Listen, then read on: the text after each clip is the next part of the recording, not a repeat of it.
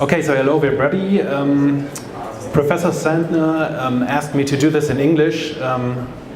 German would be much easier for me, I think, but still it's okay to do it in English as well. Since we are speaking about a German issue, a German legal issue, initial coin offerings according to the German regulatory law. Yeah, of course, not every word can be translated exactly, but I will do my very best. And I hope it's interesting for all of you. Just one question in the beginning. Who of you does not speak German? Who is English speaking only? Okay, that's quite a few, so maybe it was a good idea to do this in English. All right, so a few words about myself and the law firm I am working with. I'm attorney Lutz Auffenberg, specializing in regulatory law for banks and financial firms. And the law firm I'm working with is Frankfurt based. We are a full-service business law firm, providing advisory in all fields for business law, like banking, of course, and corporate law, labor law, a lot of tax law actually. Tax law is one of the main fields of practice of our law firm. So that one and the banking regulatory thing. Especially virtual currencies and blockchain related businesses. We've been working with a lot of startups during the last 5 years, I would say, since 2012. And most of them we dealt with regulatory issues. But, well, okay, we will come to that later. Good. So, this does not work.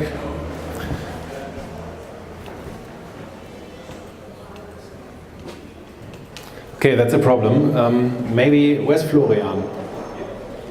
Maybe you can do me a favor and since this one doesn't work, just switch the slides.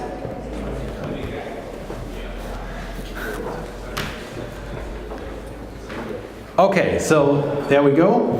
Just a short overview about what I want to tell you. We will talk about initial coin offerings. First of all, we will take a close look at a superficial view on the phenomenon itself. I think most of you know it.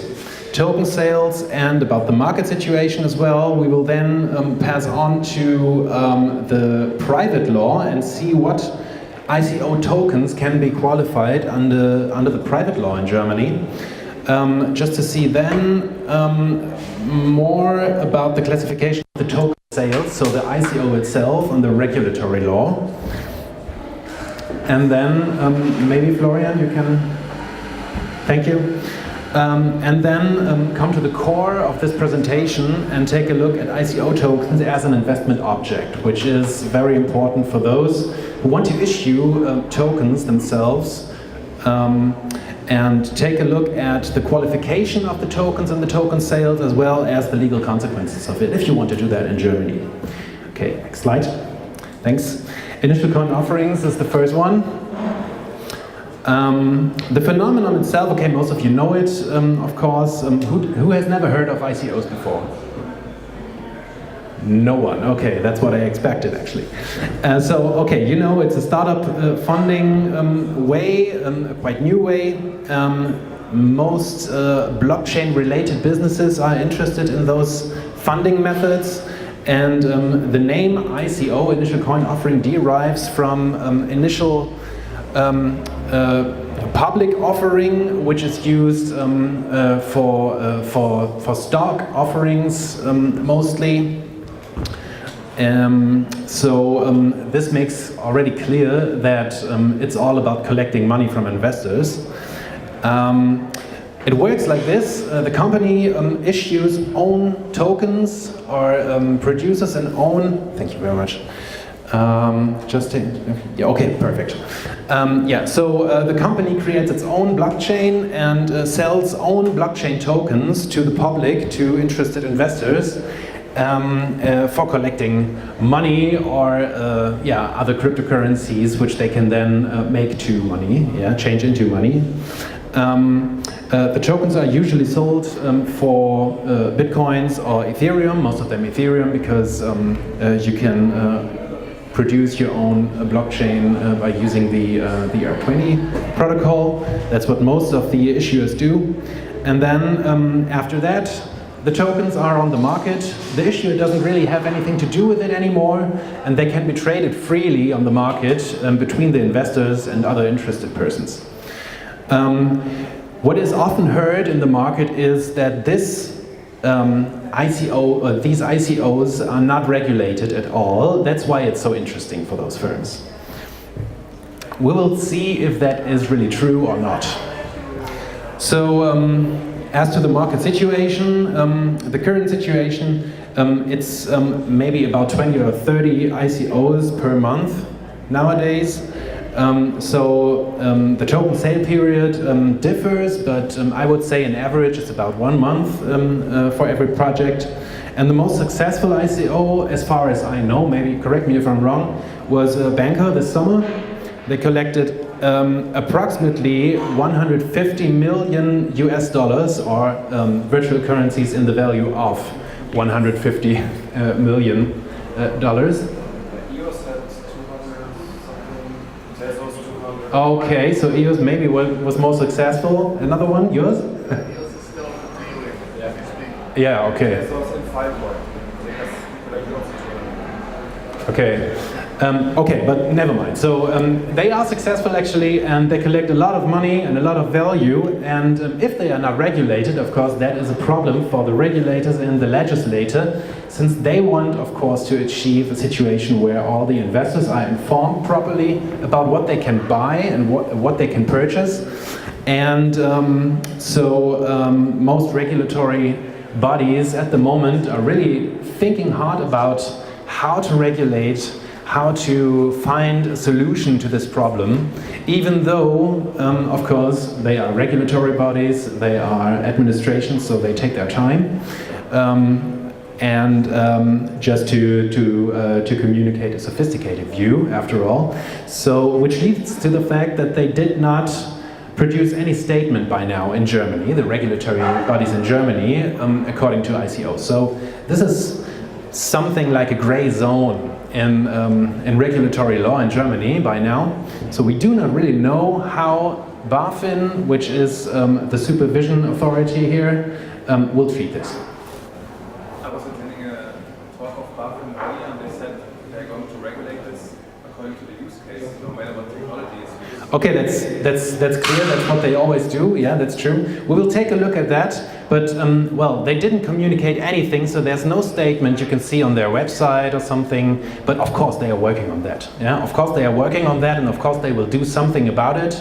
As the SEC in the US, for example, they already produced a statement saying that tokens may be securities. I've heard yesterday or the day before yesterday, the People's Bank of China produced a statement as well, thinking about full prohibition of ICOs actually. So we will see if that really happens. Would be maybe a big threat to the market of cryptocurrencies. But well, yeah. So there will be a statement in close future. I'm pretty sure about that. But we will now take a look at what would be possible to do for them. With the existing legal system, if it's possible to use the existing system and the existing provisions for a regulation of ICOs.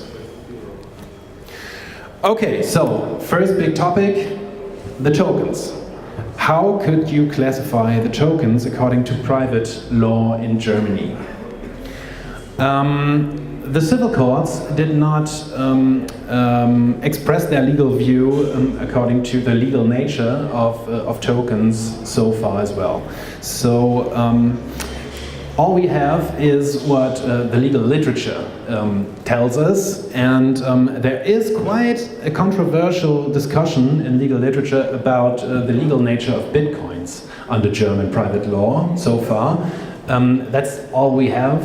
So other blockchain tokens have not been subject to any legal discussion in that relation so far. But since we talk about tokens which all are based on blockchain technology and work pretty much on the same basis. They are comparable to Bitcoins, so we can probably use what has been said in regard to Bitcoins for other blockchain tokens as well, as long as they work in the same way and can be traded freely and so on. So the legal literature says, first of all, and that's common opinion, that Bitcoins cannot be qualified as an item according to section 90 of the German Civil Code, since items can only be physical objects according to the wording of the law, and Bitcoins are of course not physical. In the 90s there has been a decision of the German Federal Supreme Court of Justice in the early 90s for computer software, and they said that that it's possible to see computer software as physical items when they are stored on a medium, like a CD or something, yeah, or a disk, whatever. But according to Bitcoins, and that is an argument one of the authors in the literature raises, Engelhard Klein, they say that it could be possible to use this decision to classify Bitcoins as items. But I would say it's not possible because you do not really have the opportunity or the possibility to store Bitcoins themselves on a medium, since it's only an information in the blockchain about a balance, and there's no real Bitcoin you can put on a CD or something. So this will not work, I think, if you take a closer look at the technology itself. So no item according to German private law. It's also not money in a legal sense, that's pretty clear. So you cannot qualify it as cash or book money or e-money. There are other definitions. We don't have to take a too close look at that, but believe me, it's not possible. It's common opinion as well. It doesn't fall under the Copyright Act in Germany as well, since it's not software as to the definition in the Urhebergesetz, which is the German Copyright Act. And it's not an intellectual creation according to the Copyright Act as well. And but one author points out that he holds the view that the token, the Bitcoin can be qualified as a further object in the sense of the German private law, which would be an umbrella term for other objects but items, which also includes other property rights or goods of monetary value. So it doesn't really help with the qualification of Bitcoins, but at least there's one point which is quite good about this definition. It would say that the German Civil Code recognizes Bitcoins at least, yeah, as legal something. So that's already something we have, and therefore I would say it's a good idea to follow this statement actually. Okay, so a lot of questions. As long as we do not have any discussion of the German courts, I'm pretty sure that this is still subject to a lot of discussion, and the day when the courts will produce any statement, or they will communicate their view, maybe there will be a change in this. But so far, that's all we have. Okay, so let's take a closer look at the token sales according to the regulatory law. So no private law anymore. We will take a closer look at the token sale. First of all, the regulatory law is only applicable if you have a domestic nexus. Actually, I'm not sure if the word domestic nexus is the correct one. It was really hard for me to translate that, but I hope you understand what I mean. So if it happens in Germany, or if the product or the token will be offered to German customers or to German investors, then it happens in Germany in terms of the law. So that is what I mean with domestic nexus. For the German Banking Act, for example, which deals with banking services and financial services and regulates when licensing is needed for specific financial services. It says you need a permission if you want to provide banking services or financial services in Germany. Okay, so that is what I meant. And this in Germany is is applicable in two different cases. So first of all, if the business seat of the company, the registered seat, is in Germany, of course, then this is applicable. And if you come from abroad, for example, if you go to Switzerland, which is quite often made, but you address the German market because you want to earn money here in Germany, then still this would be applicable. So the German regulatory law would be applicable even though you do not have any offices in Germany. Same goes for the Payment Services Act, and also for everything that goes for the Capital Markets Regulation, which is more interesting in regard to the ICOs. So the German Securities Prospectus Act says whenever something is offered to the public in Germany, so it doesn't matter where you are, only if you want to address German investors, and this would be applicable. And the Capital Investment Act, the German Capital Investment Act also says the same, publicly offered in the country meaning Germany, of course, so then these rules will be applicable. So every token sale is actually under the German law at the moment. So every token was so the question was if all token sales are applicable, or if the German regulatory law is applicable to all token sales.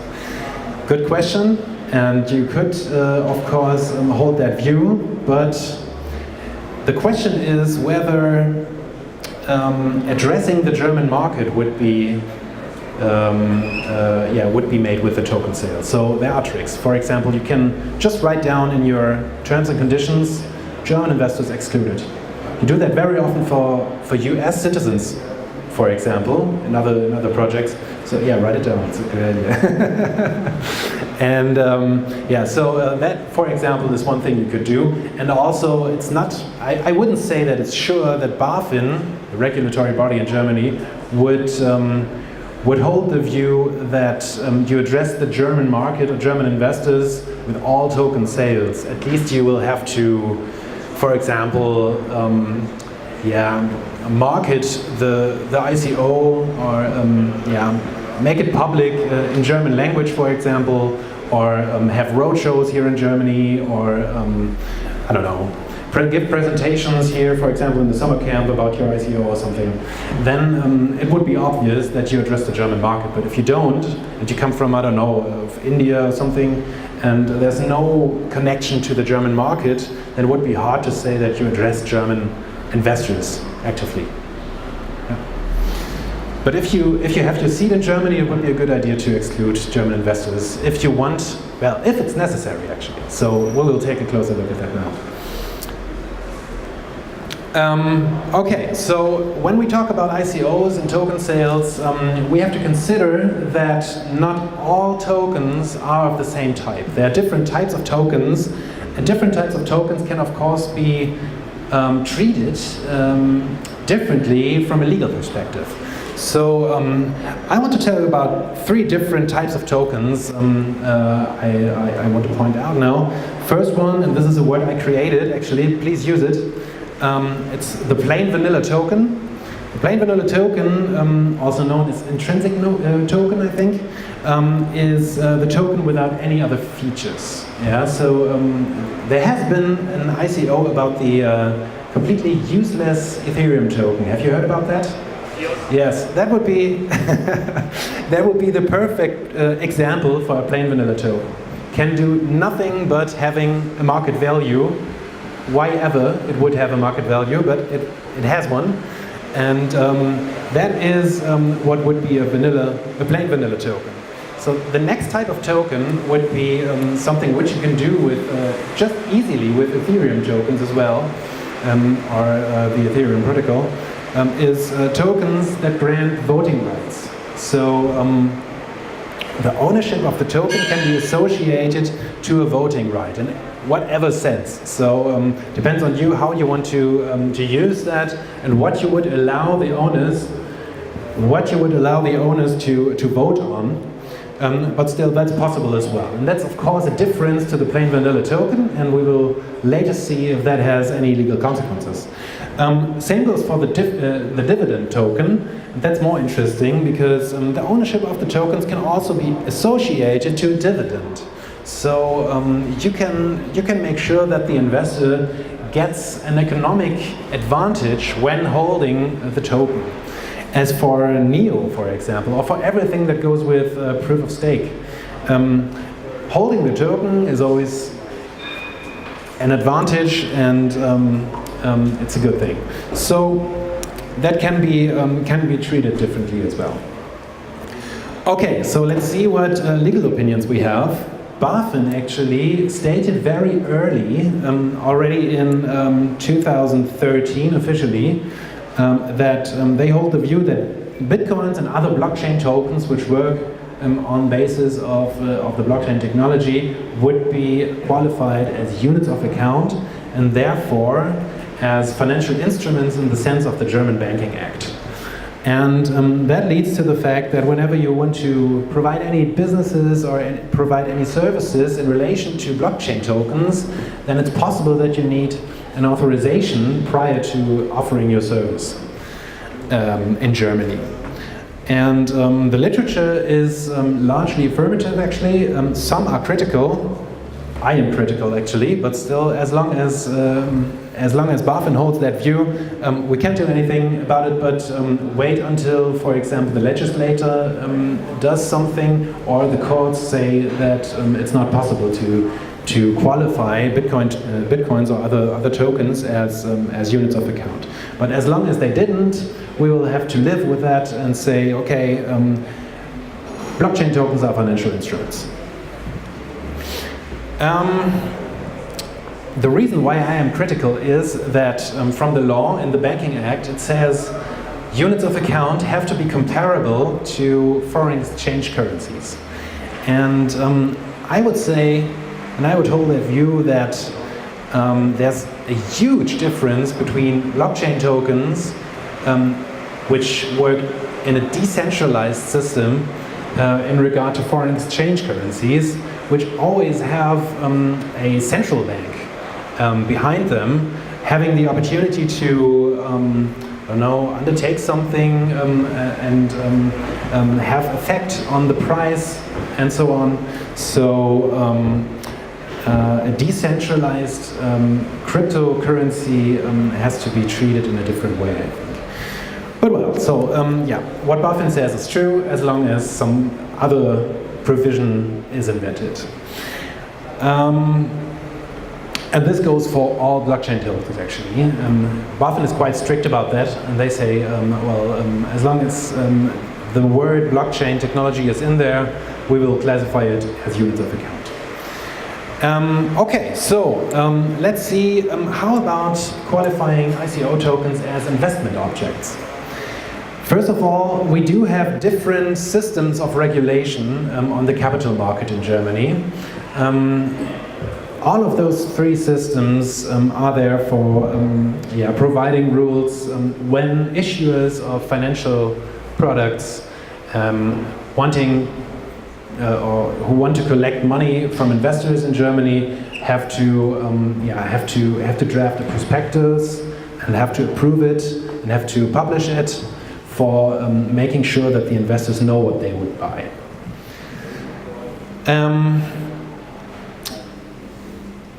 The first system is the Securities Prospectus Act, which goes, of course, for all kinds of securities. The second one goes for investment funds. Yeah? Everything that is an investment fund is regulated under the Kapitalanlagegesetzbuch. In English, I will refer to that now as Investment Fund Act, just to make it clear.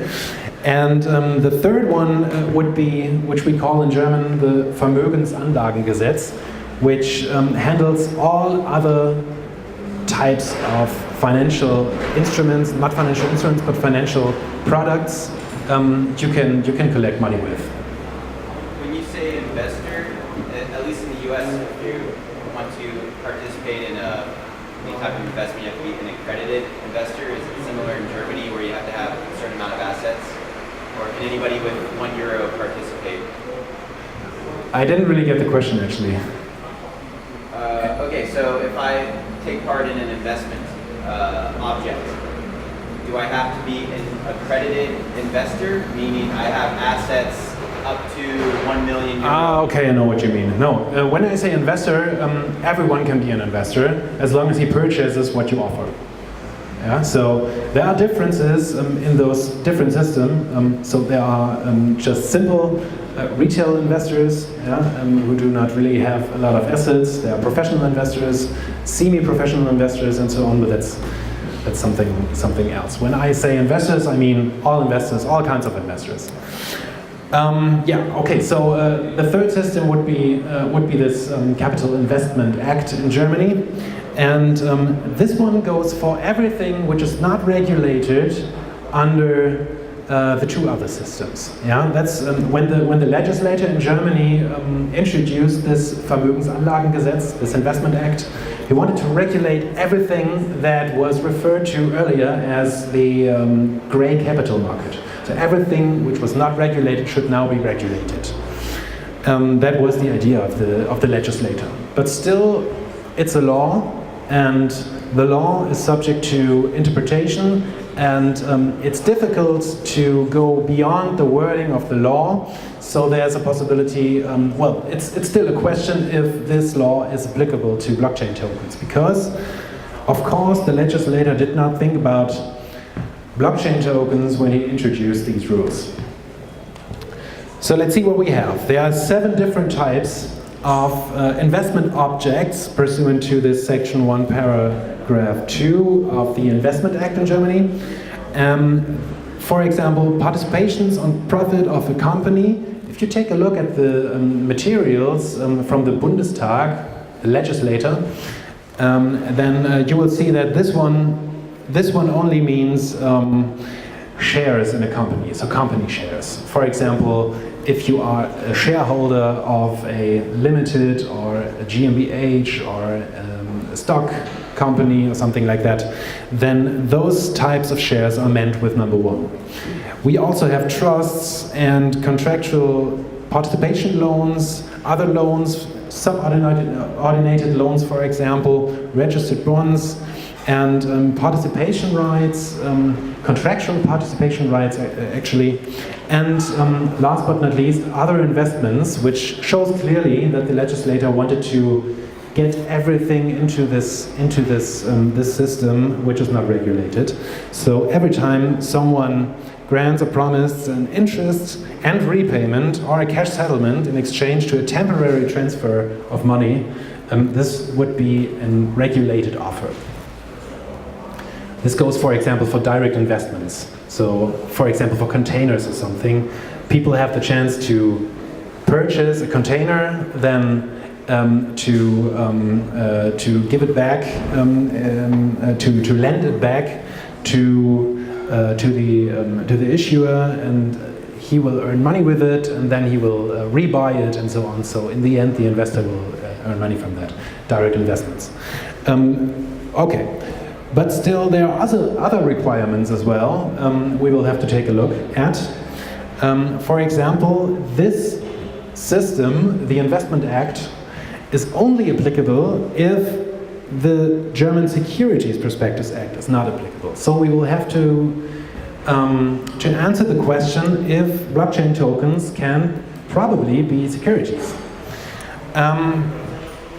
First of all, same goes for the Investment Act, but in the Securities Prospectus Act, there's an example list in the beginning of that law, and blockchain tokens are not included. So the wording says, okay, not applicable. But we have to consider that this example list is only an example list and not exclusive. So other types of products, other things can also be securities, even though they are not really regulated as such in the example list. And also, securities in the sense of this law must not be, or have not to be, certified. So you do not really need a paper written, something on it. but it can be virtual as well. So it would be possible to say that blockchain tokens could be subject to this law. And the critical thing about this is that if you take a look at all the examples, you see that securities in the sense of this law are only shares, meaning company shares, like for example stocks, or claims against issuers, contractual claims against issuers, and blockchain tokens are not the same. Blockchain tokens are something you can buy and sell, you can trade freely, and after the token sale, the issuer would not have anything to do with the token anymore. And that's why I would say that it's not comparable to the other examples in the list, which is why I would say that the German Securities Prospectus Law, the Security Prospectus Act, is not applicable. Another requirement would be that it's not regulated under the Investment Fund Act, as I stated earlier, the second of those three systems. And so we will have to see what is an investment fund. Investment fund is any collective investment undertaking which collects capital from a number of investors, investing it according to a definite investment strategy for the common benefit of the investors, and which is not an operating company outside the financial sector. Okay, fine. It's pretty easy to see that this is not applicable because ICO issuers, of course, they gather capital for themselves. They want to finance their projects. There's no benefit for the investors, even though the investors, of course, invest and they hope that they will be successful with this investment and that the value of the token will rise. But that's not part of the strategy. And there is no investment strategy. So the capital is not used for investments for the investors, and no benefits from the investors. So this is not applicable, quite easy to see. The third requirement, oh, you have another question. Would the DAO be considered under that one? Because it was an investment for further investments and get relative to that? That's an interesting question. I'm a bit reluctant to give you an answer to that, actually, because it's we would really have to consider that closely and do a real assessment on that. But it's a good point, actually. It could be, and from that example, you can see that for every single case, there can be a different solution. And everything I tell you here, please note, everything I tell you here is not Boffin's opinion, but is my legal view. So, in any case, you would have to coordinate that with BaFin whenever you want to do your own ICO in Germany. Yeah. So, but this is what I would think. Good. So So the third requirement, which has to be fulfilled, is that the project, the token sale, cannot be qualified as deposit business in the sense of the Banking Act. Deposit business, one of the two mothers, I would say, of banking services. One is deposit business, the other one credit business. Is given where a collection of funds as deposits or other unconditional refundable monies from the public is given. So that is of course not promised in ICOs. There's no promise to repay the investor at all, and therefore it's quite clear to see that this is not applicable as well. So all we have is the Investment Act, as I stated earlier, and then since all the other requirements are given, we can now take a closer look at the different types of investment objects the Investment Act sets out in its list, which is exclusive actually. So first, just to take a look at the plain vanilla tokens. The plain vanilla tokens, you remember, they do not have any features, any other things you can do with it, just the market value. And therefore, I would say that it's not an investment object in the sense of the Investment Act, because the issuer is completely free from the token as soon as he sells it. And he doesn't really have any relation to the token and to the investor. The investor can do whatever he wants and doesn't depend on the issuer anymore. Therefore, I would say it's not applicable. For the voting right tokens, it's more interesting because, of course, the investor still has a relationship to the issuer of the tokens. He can vote on something, but of course it would depend on what exactly he can vote with his tokens, or the ownership of his tokens. But the problem is that it wouldn't really, the voting right alone wouldn't really grant an economic participation in the issuer or in the profits or the losses of the company of the issuer. So therefore, it's problematic to see it as an investment object under this regulation system of the Investment Act, because this economic participation of the investor is always a precondition for investment object as to the Investment Act. But of course, as I stated earlier, it's possible you have to take a close look at the individual case, and then decide if there is any possibility to see this economic participation also with voting rights. For example, if he can vote on how much dividend he can get, then the investor would probably have a closer connection with an economical participation as well. Please. What about tokens that are kind of like in-game currency we have now in like a lot of apps? Would it be You are talking about, if it's really hard to understand you, but in-game tokens? Yeah, kind of like you can buy stuff with it. You can use it as a payment method. That's what you mean? Yeah. For specific products. On their platform, yes. Mm-hmm. Okay, that's also something else. That's a concrete use case, but there's no real economic participation in the issuer, I would say. So you do not really get something out of it, but you only have the possibility to pay something with it. I wouldn't say that makes it an investment object. Okay, so the most interesting type would probably be the dividend tokens, because the dividend tokens, as the name already makes clear, will entitle the investor to a monetary distribution or a comparable claim against the issuer. So the issuer really has the possibility to receive a benefit which is of monetary value from the issuer. And this would of course be a claim against the issuer if the investor wouldn't receive it, but it was promised from holding the token. Then it's possible that this concrete form of token could be qualified as an investment object in the form of a company profit, maybe, or a contractual participation right, which would be number 5 of the list, or registered bonds, number 6.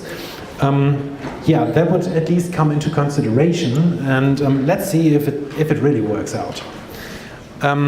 First one was the participation in company profits. I told you before that only shares, company shares are meant with this number 1, so the tokens wouldn't be a share from a company law perspective, and therefore it would not be possible to put it under this number 1, I would say, the blockchain tokens.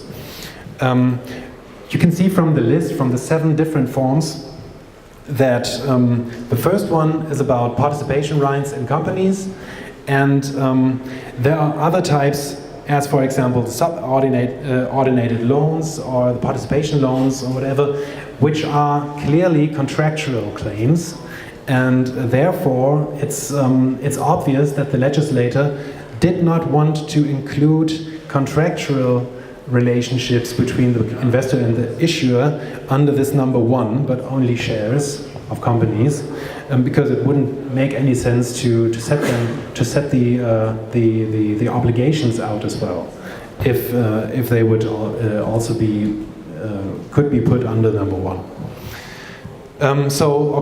Therefore the dividend tokens do not fall under number 1.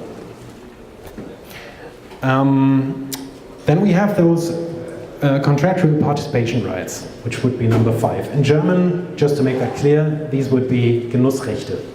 Yeah, contractual participation rights is maybe the right name for it in English. Those are contractual obligations of own kind, granting revolving contributions. So they are claims against an issuer which grant some interest or some financial benefit. And you can agree on whatever you want as long as you have revolving financial contributions against the issuer, a claim against the issuer, then it would be considered under German law as Genussrecht, so contractual participation right. And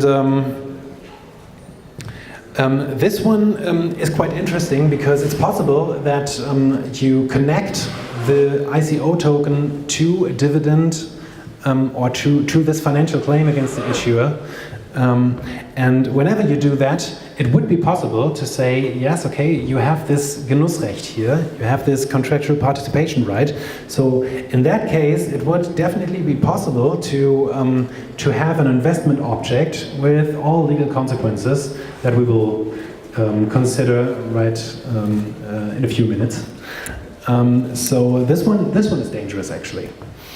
And last but not least, the registered bonds, number 6.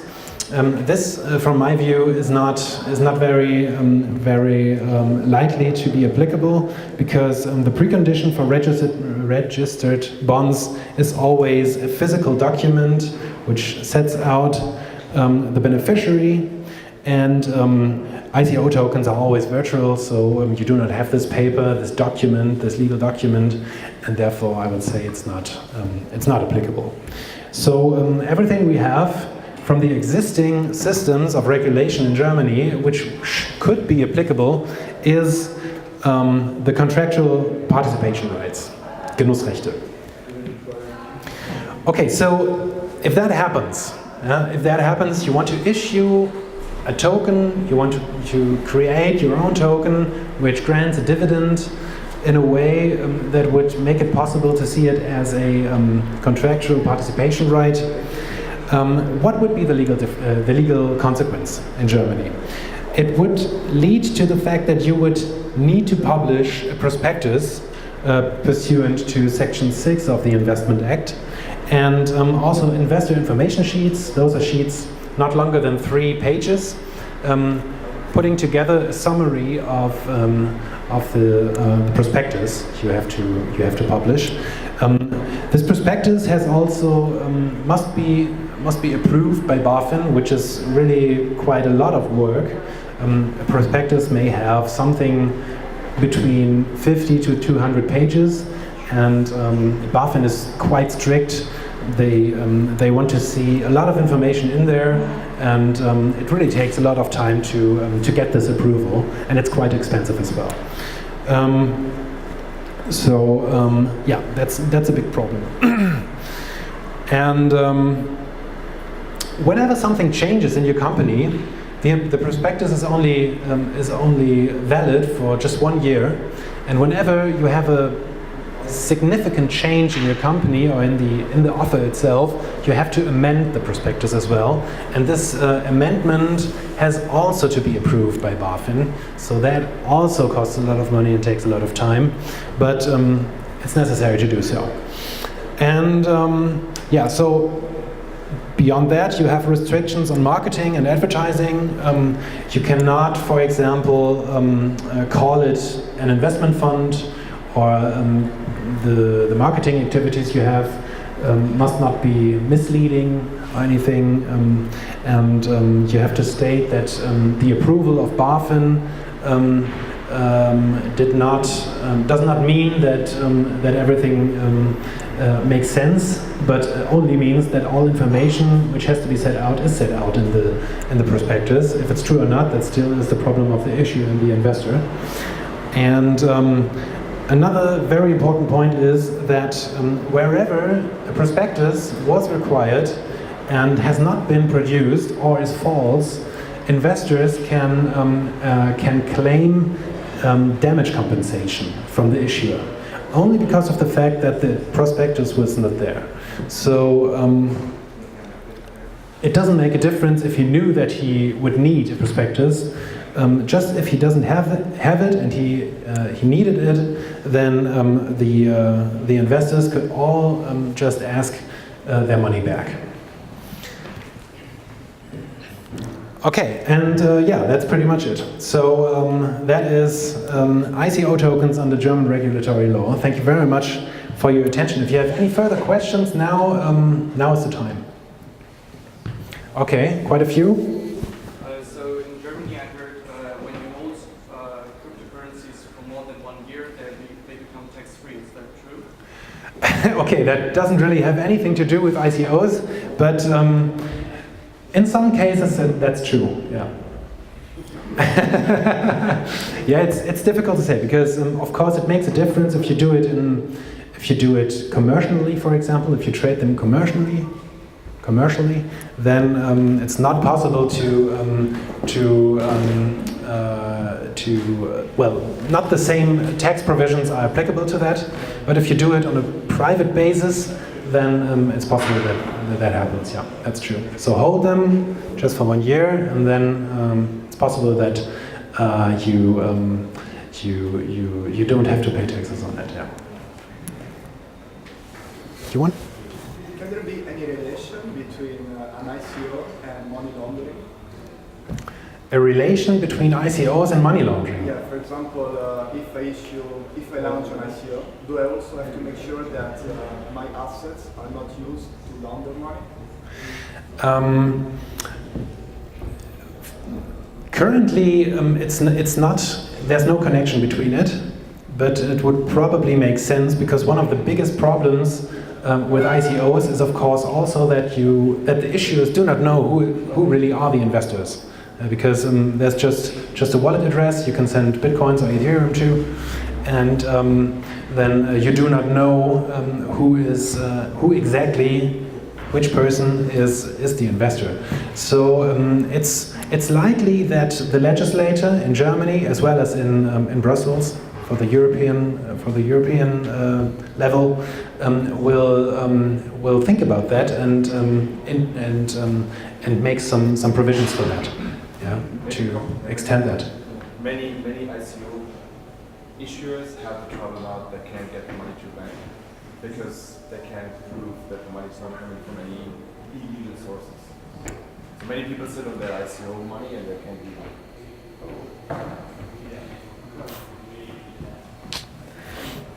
that. Think you would be the next one? Just what time frame do you actually estimate? Do you give the BaFin to actually act out on this and somehow redefine the state of what they think, how they handle ICOs? Mm-hmm. I'm pretty sure, or I know that they are already thinking about it, how to handle it, but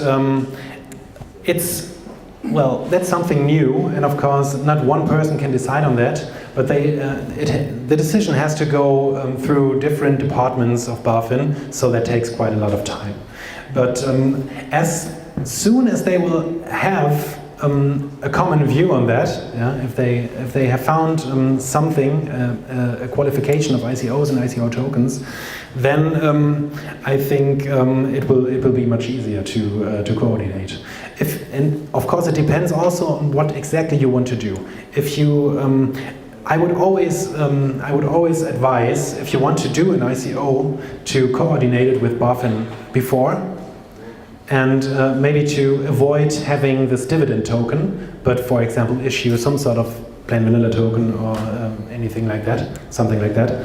And then if you coordinate it with BaFin, it's possible that the rules are not applicable and you can just go for it and you can just do it. Yeah. So, but it would rather be a good idea to have a statement from BaFin that they do not see any regulation system applicable that is very, very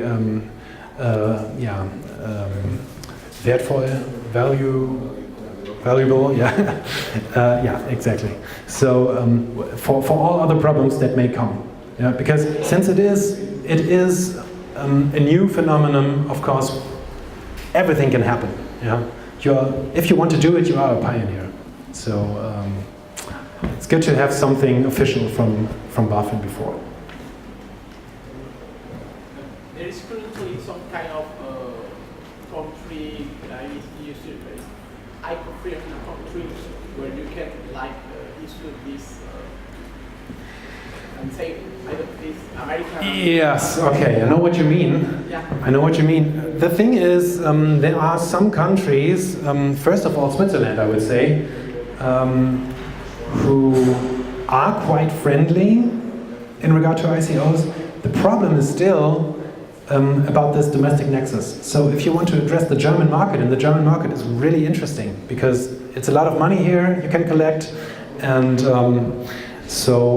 and if you, for example, have your business here in Germany, then you want to fund, then you would automatically address the German market, and therefore the German law would be applicable. So it wouldn't really help you to go to, I don't know, Peru, Burkina Faso, whatever. wouldn't make any difference. Does it make a difference if you sell an ICO in exchange for euros or in exchange for Ether?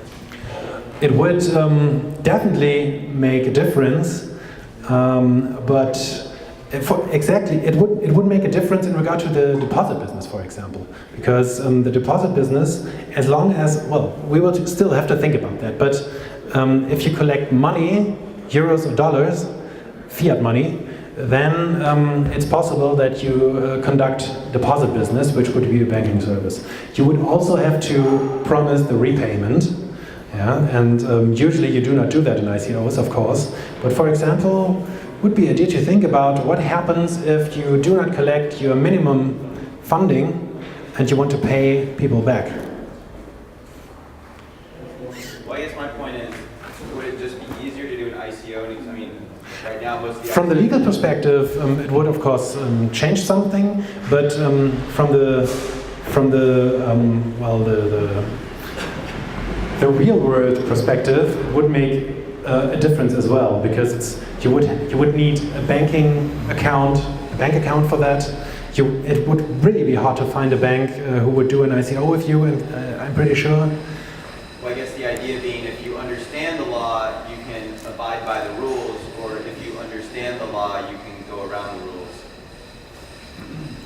Yeah, there are always ways. But the problem is, since this is new, and BaFin didn't communicate how they see it so far, it's really, it's difficult to decide which way would be the right one to avoid all regulatory law.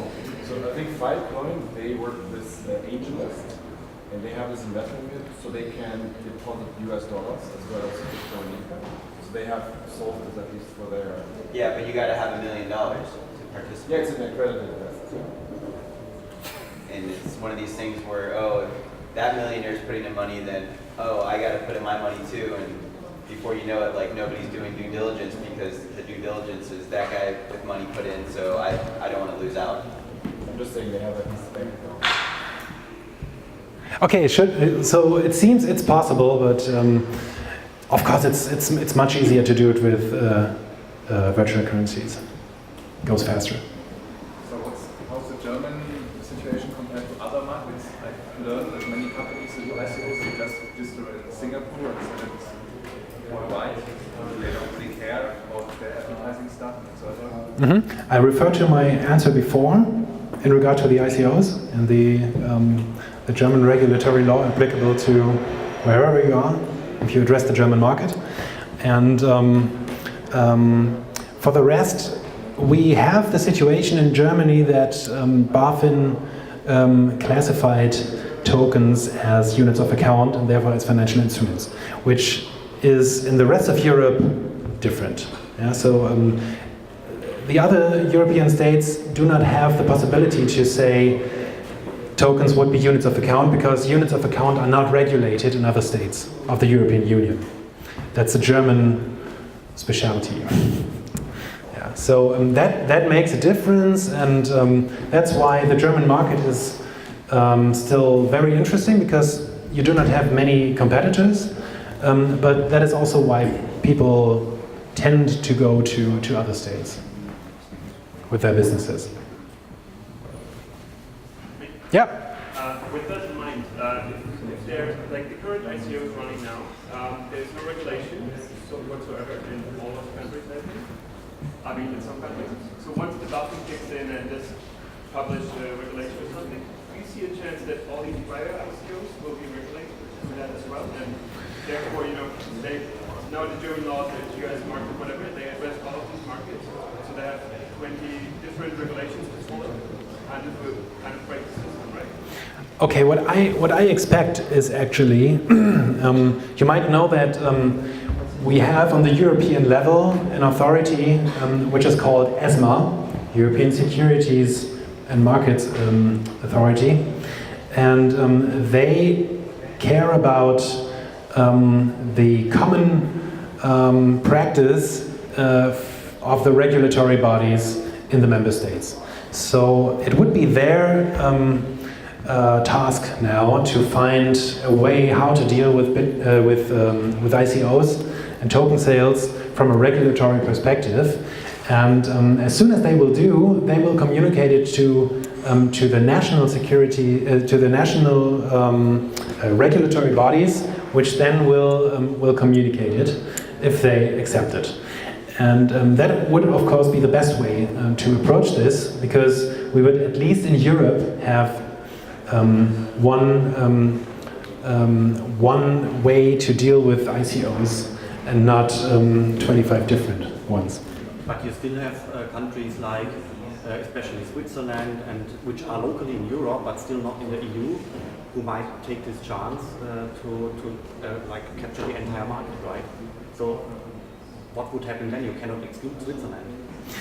No, you can, of course, but that goes for all kinds of securities and all kinds of financial products you want to sell. Whenever you want to collect money, that's the same problem. And it is solved by saying, our law is applicable if you address our market.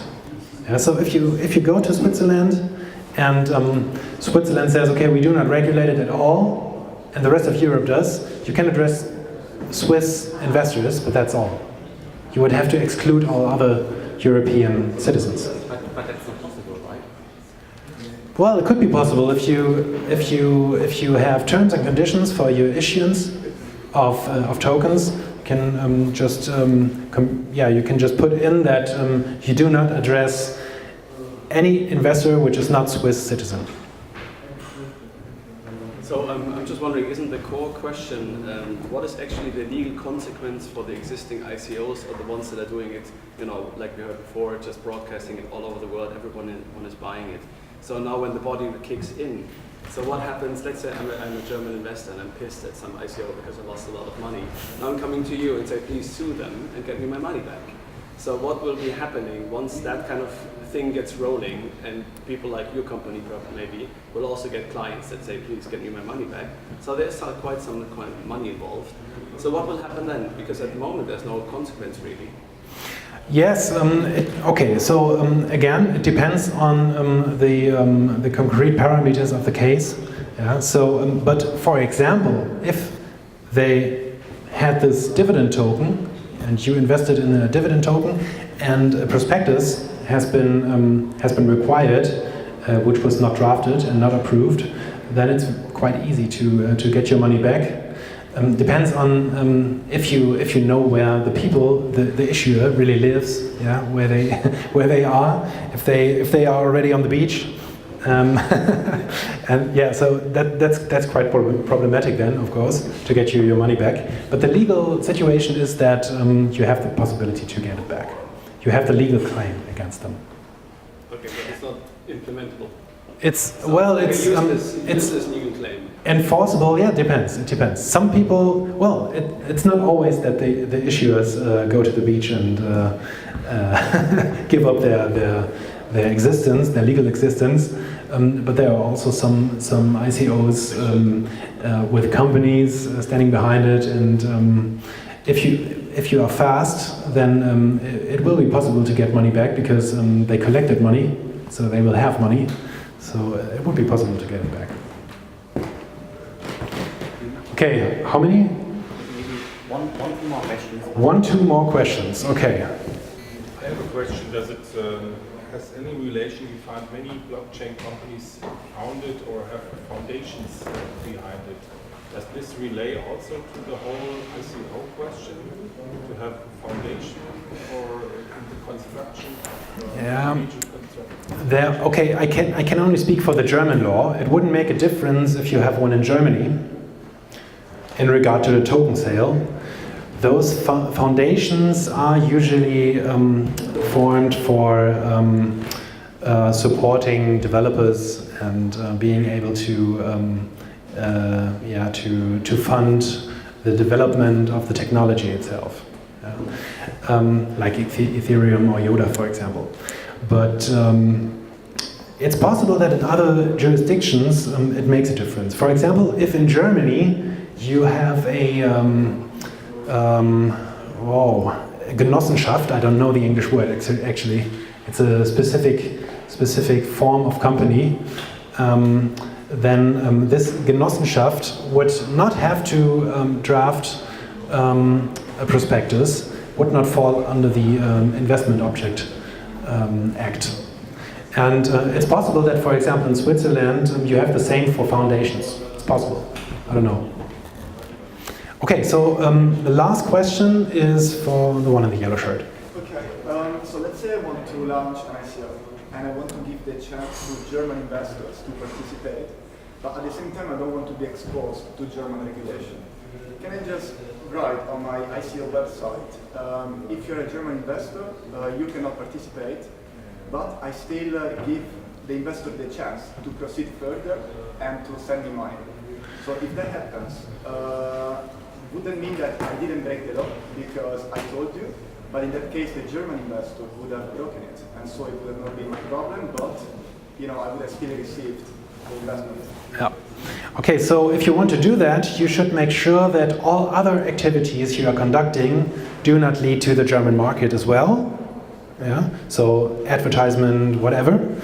And then, if you do it on purpose, and BaFin would have proof that you did it on purpose, then that probably would change something. But if not, would be difficult to argue that you address the German market in that case.